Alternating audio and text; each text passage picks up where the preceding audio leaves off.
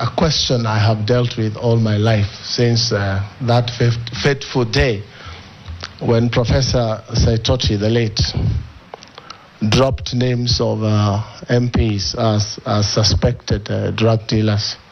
I want to say here on record, Mr. Speaker, I have never, ever dealt with drugs of any kind all my life. Mr. Speaker, this not even Panadol? Mr. Speaker, I do not imagine that Junet Mohammed was asking about Panadol. I have some in my pocket if it's just Panadol. But I know he's talking about hard. You know what he means. He's talking about hard drugs, cocaine, and the rest. And this is a very disturbing subject, Mr. Speaker.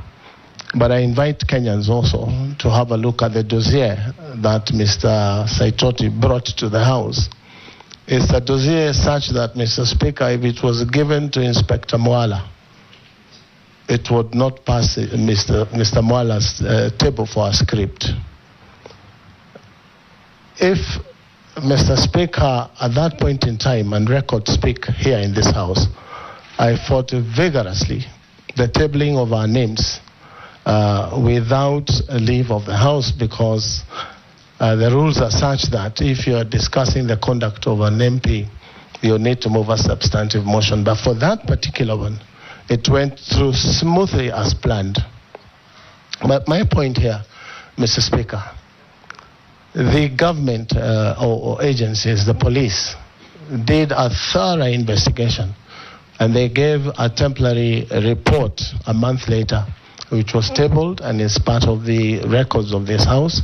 And they found that I was not culpable. I had never been involved in drug trafficking, and I had never been a driver of the Honorable Mao, as that dossier had said. I actually said, Mr. Speaker, on the floor of this House, that there is no need of anyone trying to do extradition proceedings to get me to travel to the U.S. to answer these charges. I offered myself. They give me a one-way visa, and I'll take myself to any part of the world to answer charges of drugs. It's never happened. So the authors of that dossier probably didn't get exactly what they wanted, but what they got is messing with people's names. And that is the situation it is today. Mr. Speaker, it has continued to happen. People talking about... you will find some of us are named Pablo, all those names. But the truth be told is that I did take some people to court. If you remember, there was a program by Standard called